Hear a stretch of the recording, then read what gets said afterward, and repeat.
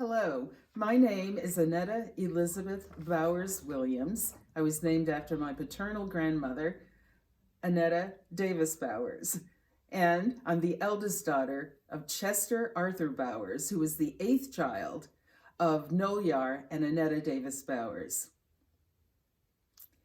My father was married to our mother, Nettie Mae Bowers. They had three children, myself, my younger sister, Jennifer, and my deceased older brother, Chester. They were a very handsome couple. Chester had the biggest dimple smile, flashy front gold tooth, and could be quite charismatic. Nettie Mae was a quiet, pretty woman who was the primary caretaker of us children and didn't work outside of the home until we were all of school age.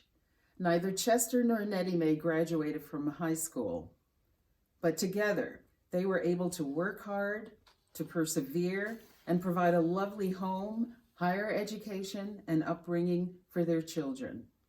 Chester had been a Pullman porter and eventually secured his own medallion as a taxicab driver. Quite an accomplishment in those days, and in New York, no less. Nettie Mae worked as a domestic and eventually secured a position in food services in the public school system. Chester could fix just about anything. I have no recollection of plumbers, carpenters, electricians, and so forth ever visiting our home. He built a beautiful grape arbor in our lovely garden backyard, and I have fond memories of the delicious grape jelly my mother would make. However, I never had the opportunity to sample the wine that they made. He finished the basement of our home, as well as finishing the attic space for me once I became a teenager and no longer had to nor cared to share a bedroom with my younger sister. Dad could and would take care of it. They both led by example, instilling a strong work ethic in us children. We always had summer jobs and or did volunteer work. Life and things were not handed to us on a silver platter by any means. They provided a sound spiritual upbringing for us children as lifelong members of the First Baptist Church in Corona, East Elmhurst, New York, where Chester was a trustee and my mother, Nettie Mae, was a member of the Busy Bees. Our lives centered around regular attendance in church, Sunday school, all church services, Sundays and Wednesdays, and of course VBS, Vacation Bible School, the choir, and ushering, to name a few.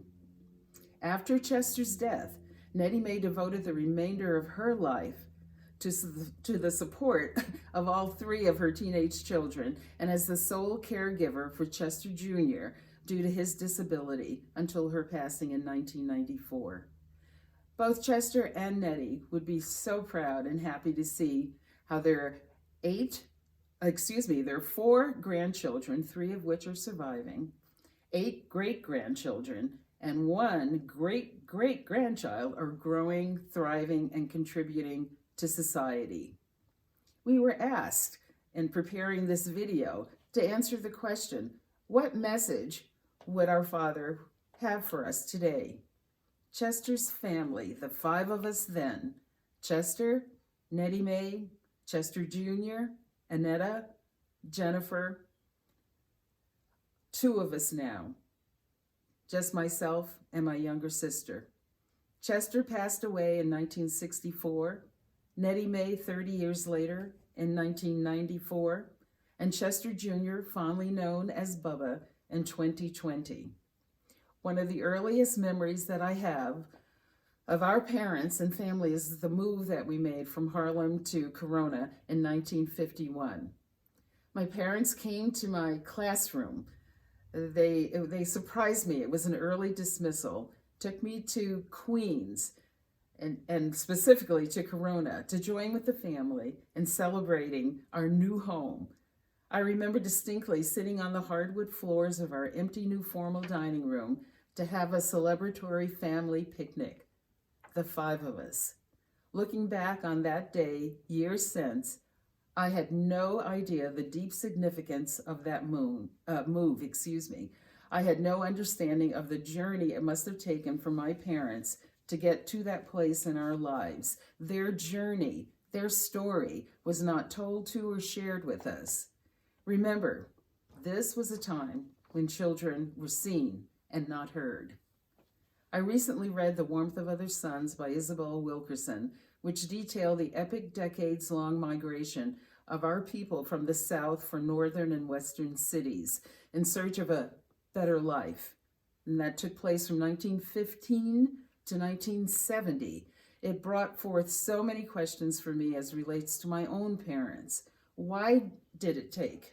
What did it take? Why and when did my dad decide to leave Florida and my mom Georgia? How and when did they meet?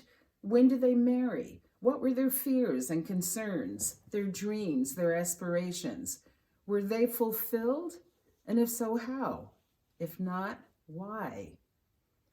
My brother recently passed in 2020, and one of the great lessons learned from his passing is the importance of sharing of ourselves to and with one another, so that when the questions are asked, what would they want us to remember, we'd have some answers.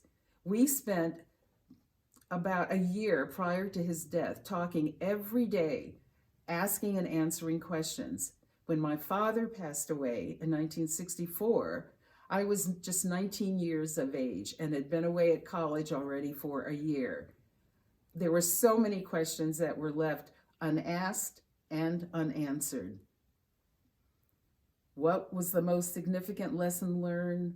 What will you pass on from what you've learned from them, etc., and so forth? All the questions, the responses, I would hope, would be given from a deep place of knowing, remembrance, respect, personal reflections, and understanding from a deep place of love.